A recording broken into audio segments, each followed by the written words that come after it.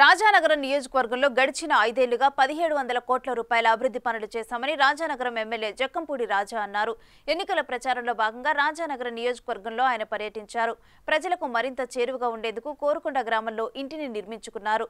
ప్రభుత్వం చేపడుతున్న సంక్షేమ కార్యక్రమాలు ప్రజల్లో నమ్మకం కలిగించాయని అంటున్న ఎమ్మెల్యే జక్కంపూడి రాజాతో మా ప్రతినిధి Rajesh face to face. Rajanagaram నియోజకవర్గంలో ప్రచారాలు జోరుగా సాగుతున్నాయి. ఒక పక్క ఎండలు మండుతున్నప్పటికీ అభ్యర్థులు మాత్రం ప్రచారాల్లో మాత్రం దూసుకుపోతున్నారు. ప్రస్తుతం మనతో వైసీపీ ఎమ్మెల్యే అభ్యర్థి జక్కంపూడి రాజా ఉన్నారు. ఆయన అడిగి మరిన్ని వివరాలు తెలుసుకునే ప్రయత్నం చేద్దాం. సార్ చెప్పండి, ఏంటి ఎండలు చూస్తుంటే ఎలా ఉన్నాయి, ప్రచారాలు ఎలా జరుగుతున్నాయి? వైఎస్ఆర్ కాంగ్రెస్ పార్టీ అభ్యర్థులందరినీ కూడా ప్రజలు సాదరంగా స్వాగతం పలుకుతూ ఉన్నారు. అశేషమైనటువంటి స్పందన ప్రజల నుంచి కనిపిస్తూ ఉంది. ఖచ్చితంగా రానున్నటువంటి ఎన్నికల్లో ఫ్యాను హై స్పీడ్లో తిరగబోతూ ఉందనేటువంటిది కనిపిస్తూ ఉంది. సో ఇప్పటికే చంద్రబాబు నాయుడు గారి యొక్క మోసపూరితమైన మభ్యపెట్టేటటువంటి మేనిఫెస్టోని ప్రజలు చీకొట్టడం కనిపిస్తూ ఉంది. ప్రజలు చీకొట్టడం అటు ఉంచితే ఎవరైతే ఈయన ఢిల్లీ వెళ్ళి కాళ్ళ పట్టుకుని బతిమిలాడి వాళ్ళని జతకట్టమని చెప్పని అడిగారు, ఇవాళ అటువంటి బీజేపీ పార్టీ వాళ్ళే మేనిఫెస్టోని కనీసం చేతితో పట్టుకోవడానికి ఇష్టపడలేదు. సరికదా, మేనిఫెస్టోకి మాకు సంబంధం లేదు, మేము దానికి బాధ్యత వహించము అని చెప్పి అందులోంచి తప్పించుకున్నటువంటి పరిస్థితి మనం చూసాం. సో అదే అర్థమవుతా ఉంది, ఇది ఖచ్చితంగా అమలు జరిగేటటువంటి హామీలు కాదు. చంద్రబాబు నాయుడు గారు యథావిధిగా ఆయన రాజకీయ ప్రస్థానం అంతా కూడా ఎంతసేపు అబద్ధాలు, మోసాలు, వెన్నుపోట్లతో కూడినటువంటి కాబట్టి అదే మాదిరిగా చేస్తూ ఉన్నాడు అనేటువంటిది.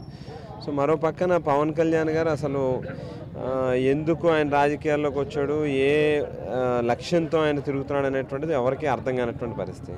సో ప్రజలు ఈవేళ జగన్మోహన్ రెడ్డి గారు మాత్రమే ఈ రాష్ట్రాన్ని ఆదుకోగలుగుతాడు, ఆయనే మా నమ్మకం, ఆయనే మా భవిష్యత్తు అనేటువంటి ఉద్దేశంతో ఉన్నారు. సో డెఫినెట్గా రాజానగరం నియోజకవర్గంలో కూడా భారీ మెజారిటీ దిశగా అడుగులు వేస్తూ ఉన్నామని చెప్పి మేనిఫెస్టో ప్రజల్లోకి వెళ్ళినప్పుడు ప్రజల నుంచి అంటే కొత్తగా మళ్ళీ మేనిఫెస్టో విడుదలైంది కదా, గతసారి చూసుకుంటే 99% అమలు చేస్తామని ముందుకెళ్లారు, మళ్ళీ ఇంకో మేనిఫెస్టో తీసుకొచ్చారు. ఈ మేనిఫెస్టో కూడా ఎలా ప్రజల్లోకి వెళ్తుందండి? ఇవాళ రాజకీయాల్లో మేనిఫెస్టో అనేటువంటిది హిందువులు భగవద్గీతని, క్రైస్తవులు బైబిల్ని, ముస్లింలు ఖురాన్ని ఏ మాదిరిగా అయితే ఎంత పవిత్రంగా భావిస్తారో రాజకీయ పార్టీలు కూడా రాజకీయాల్లో ఎన్నికల్లో ఒక మేనిఫెస్టోని ఇస్తే అంతే పవిత్రంగా భావించాల్సినటువంటి అవసరం ఉంది అని చెప్పి దానికి ఒక అర్థాన్ని, పరమార్థాన్ని తీసుకొచ్చినటువంటి వ్యక్తి జగన్మోహన్ రెడ్డి గారు. బహుశా భారతదేశంలో ఇతర ఏ రాజకీయ పార్టీలు కూడా ఈ మాదిరిగా 98-99% వాగ్దానాలను అమలు చేసి ధైర్యంగా ప్రజల్లోకి వెళ్ళి మీకు మంచి చేసి ఉంటేనే, జరిగి ఉంటేనే మాకు ఓటేయండి అని చెప్పి అడిగేటటువంటి దమ్మున్నటువంటి నాయకుడు బహుశా భారతదేశంలో ఎక్కడో కూడా ఉంటారు. సో ఈవేళ మా మేనిఫెస్టోని ప్రజలు ఏ రకంగా చూస్తూ ఉన్నారని అంటే, చెప్పాడంటే చేస్తాడంతే, చేసిందే చెప్పుకుంటాడు, చెప్పిందే ఖచ్చితంగా చేస్తాడనేటువంటి ఒక బలమైన మెసేజ్ వెళ్ళింది. అందుకే అంత స్పష్టంగా ఎప్పుడు ఏ సంవత్సరంలో ఏది అమలు పరుస్తాననేటువంటిది కూడా చెప్పేటటువంటి కార్యక్రమం చేశారు. అట్లా ఎవరు చేయరు. ఏదైనా కొంచెం మాట్లాడేటటువంటి మాటలోనో లేకపోతే ఇచ్చేటటువంటి వాగ్దానంలోనో ఏదో ఒక చిన్న మెలికి పెట్టి కాస్త నాలికి మడత పెట్టి మాట్లాడేటటువంటి కార్యక్రమం చేస్తారు. సో అటువంటిది ఎక్కడా కూడా లేకుండా సుస్పష్టంగా ఏదైతే జరుగుతుందో, ఏదైతే చేస్తానని చెప్తా ఉన్నాడో, so credibility is the matter. ఇక్కడ ఏంటనేది, ఒక మాట అన్నామని అంటే ఖచ్చితంగా దాన్ని పోషించుకోవాలి. రాజకీయాలు ఉన్నప్పుడు ఒక నాయకుడు అనే వ్యక్తి ఆ మాదిరిగా ఉన్నప్పుడే ప్రజల్లో క్రెడిబిలిటీ అనేది పెరుగుతుంది. సో మా మేనిఫెస్టోని ప్రజలు నమ్ముతూ ఉన్నారు. మరో 5 ఏళ్ల పాటు ప్రజలకు ప్రజారంజక పాలన అందించడానికి జగన్మోహన్ రెడ్డి గారు మహిళలకు పెద్దపేట వేస్తున్నాం, ఆర్టీసీ బస్సుల్లో ఉచిత ప్రయాణం, అలాగే ఏడాదికి 3 సిలిండర్లు ఉచితంగా ఇస్తున్నాం, వాటికి మహిళల్లో ఎక్కువ ఆదరణ వస్తుందంటారు. దాని పట్ల మీరు ఏమంటారు?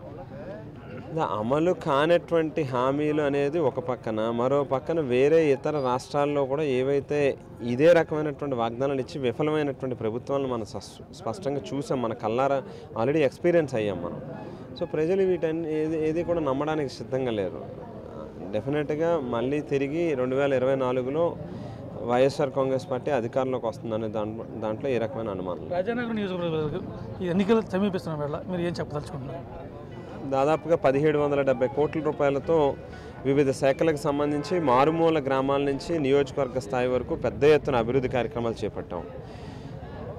ఈ నియోజకవర్గంలో ఉన్నటువంటి ప్రజలకి అమ్మఒడి, చేయూత, ఆసరా, చేదోడు, తోడు, విద్యా దీవెన, వసతి దీవెన ఇట్లా వివిధ పథకాల ద్వారా 1370 కోట్ల రూపాయలు ఒక్క రాజానగరం నియోజకవర్గంలో ఉన్నటువంటి ప్రజలు లబ్ధిదారుల అకౌంట్లో నేరుగా ఏ ఒక్కరికి రూపాయలు లంచం ఇవ్వాల్సిన అవసరం లేకుండా వేసినటువంటి డబ్బుల తాలూకా విలువ 20,178 కుటుంబాలకి నివాసయోగ్యంగా ఉండేటట్టుగా లబ్ధిదారులు సంతృప్తిని వ్యక్తం చేసేటట్టుగా ఊరికి దగ్గరగా అన్ని వసతులు కల్పించి ఒక ప్రైవేట్ రియల్ ఎస్టేట్ వ్యాపారి ఏ రకంగా అయితే తన లేఅవుట్ని అందంగా తీర్చిదిద్దుకొని అమ్ముకుంటారో ఈవేళ పేదవాళ్ళకి ఇచ్చేటటువంటి భూములను కూడా అంతే అందంగా తీర్చిదిద్ది వాళ్ళ చేతుల్లో పట్టా ఇవ్వడం జరిగింది. హౌసింగ్ లోన్లను కూడా శాంక్షన్ చేయడం జరిగింది.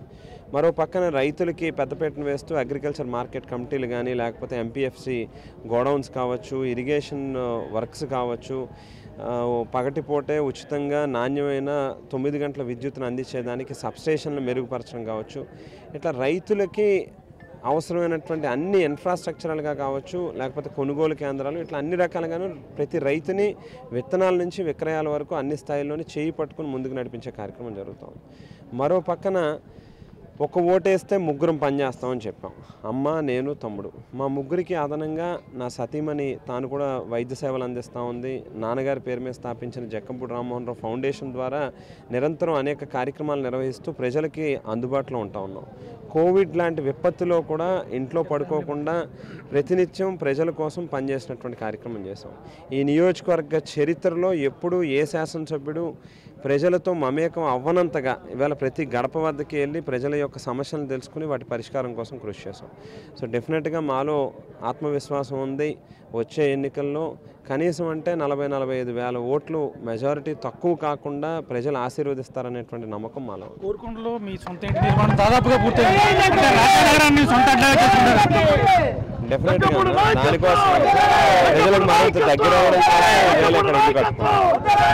చూసుకుంటే కోరుకొండలో దాదాపుగా సొంత ఇంటి నిర్మాణం దాదాపుగా పూర్తయింది.